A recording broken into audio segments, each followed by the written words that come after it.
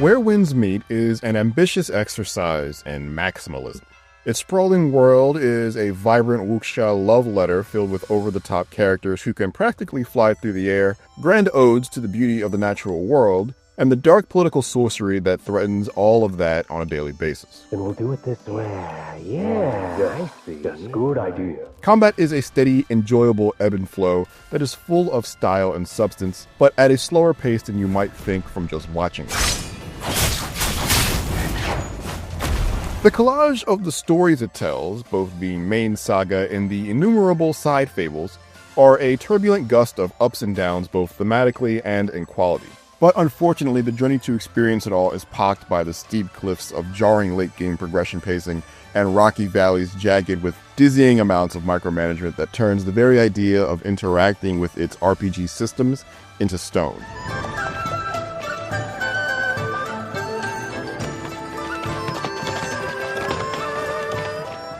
The fictional version of 10th century China Where Winds Meet is set in a politically broken place, where powerful clans fight to divvy up the region, both with open warfare and subterfuge. It's the perfect backdrop for you, an orphan raised by a working-class winemaker that's just itching to leave the humble life behind in search of adventure and purpose. The tale that sends you to lavish palaces, haunted caves, and dank dungeons is run-of-the-mill, with a handful of memorable moments that would be moving,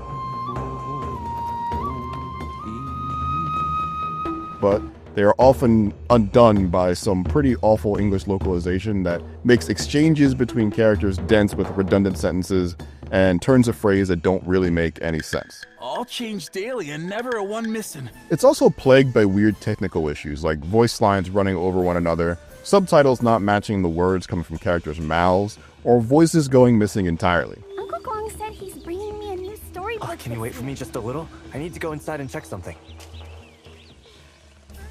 With some diversions into side quests and minigame dabbling, the main campaign's 2 chapters took me roughly 30 to 40 hours to complete. And while they each button up their own isolated stories well, it leaves the journey of your wanderer on a rather unsatisfying cliffhanger. Come on, let's go! The various side stories have the same uneven quality. On the whole, the best of them are better written and far more interesting than the main campaign. One story had me leading ghosts to the afterlife after the violent fall of their Buddhist commune.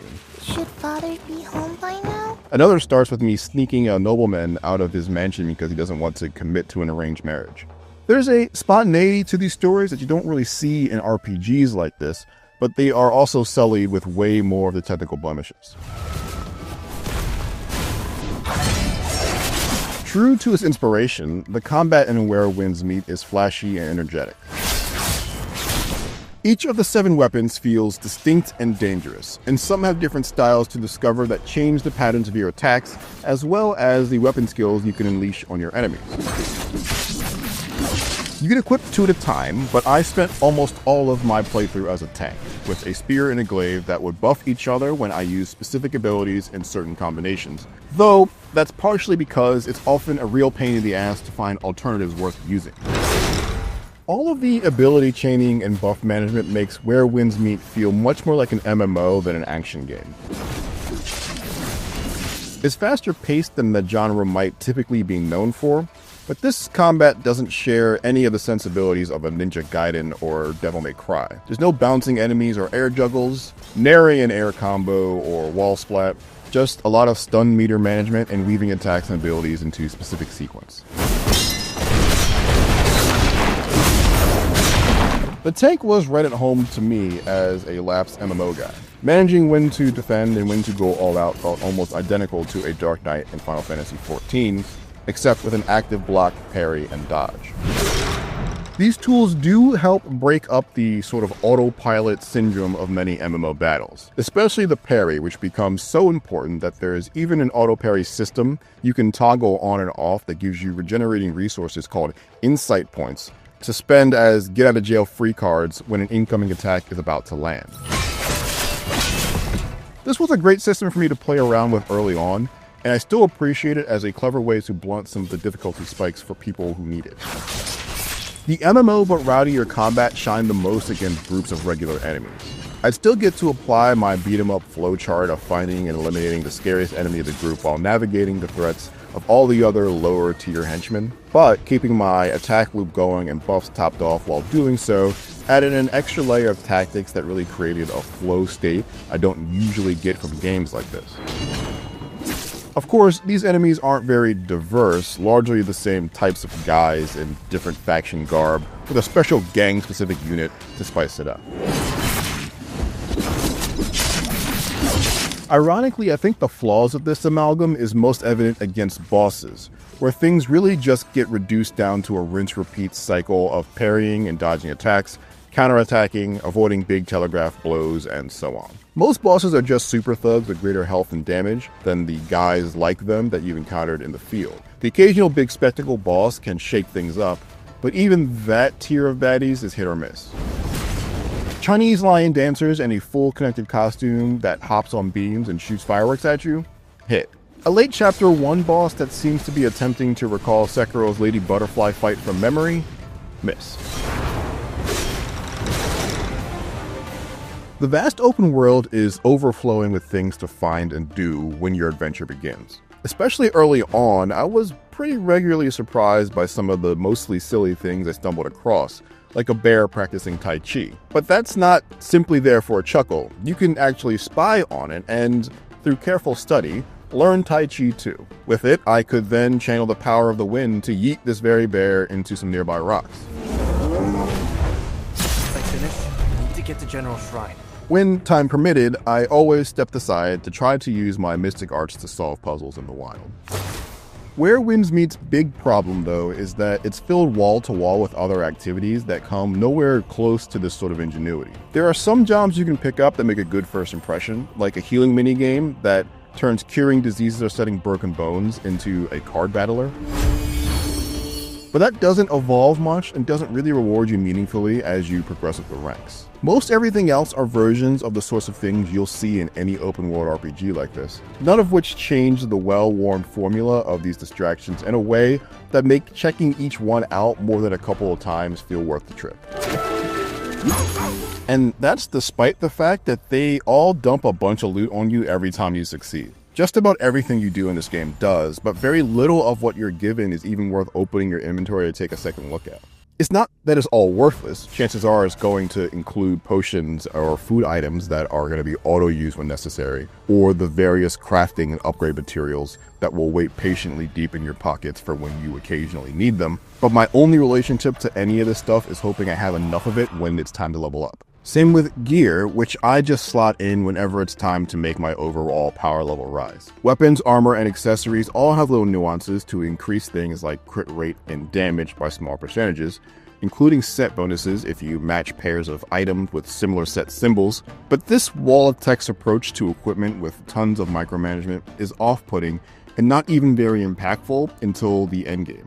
I often just click the super handy quick advance button in the bottom corner that spends all of your resources to upgrade everything in a manner it deems fit, an option whose mere existence sort of makes a more damning argument against these overstuffed systems than I ever could.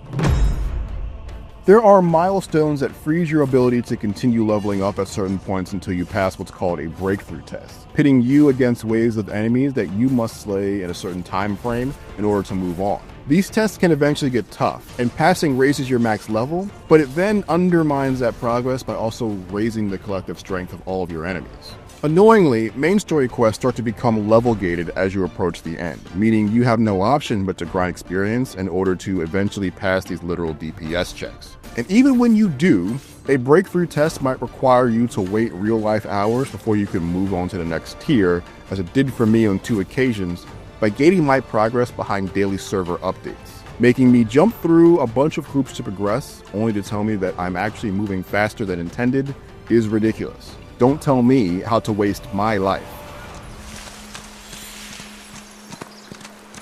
Gliding across the windy shores, rolling hills, craggy mountains, and bustling towns of the Xionghu is a breezy experience thanks to your generous triple jump and wall running abilities, when they actually work, that is. During every play session, at inexplicable intervals of time, these features will just inevitably stop working entirely, only to just be fixed when I log out and log back in. This doesn't make navigating all the mixed terrain a problem, But some hidden chests or activities that require these extra movement options are temporarily taken off the table for reasons that never feel good. Navigating lagging menus to sort out your gear, check the map, or level up your abilities can be a chore as well. Fumbling through sub-menus to click a tooltip so that I could read a further item description or find out where something was on the map was always a draining experience. The world of Where Winds Meet could have done with a couple dozen fewer of its random 5-minute mini-quests if it meant spending more time making the process of flipping through all of these spreadsheets less painful. You can play a lot of Where Winds Meet co-op, but servers were pretty scarce pre-launch, and finding people to run multiplayer-focused events wasn't possible. I did at least get to take on the big raid-style bosses thanks to a full CPU party option. These automated party members were competent enough to do the Simon Says required to minimize damage when necessary, but if they weren't basically immortal, I'm not sure they would have had the chops to kill any of these scary enemies. I'm sure my experience here is not representative of the design intention of these big co-op romps, but I'm still glad I could get access to the novel items they drop without having to find 5 of my own friends to do so. Greetings. Look, we really don't have what you... Perhaps there's a version of Where Winds Meet that isn't throttled by the storm of its own lofty aspirations. It has a great understanding of what makes wuxia such a compelling subgenre of fantasy fiction, bleeding into a vibrancy of its characters and the flair of its combat. But it becomes clear very quickly that the attempt to shove as many kinds of experiences into one game, open world adventure, action-heavy MMO, musical rhythm game, card battler, etc., only ensures that none of these elements reach their full potential. Instead, Where Winds Meet is an amusement park where every ride is being run at half speed, and the sugary treats at the concession stands come with piles of paperwork to complete before you can chow down. For more action, check out our reviews of Hyrule Warriors Age of Imprisonment or Ninja Gaiden 4. And for everything else, stick with IGN.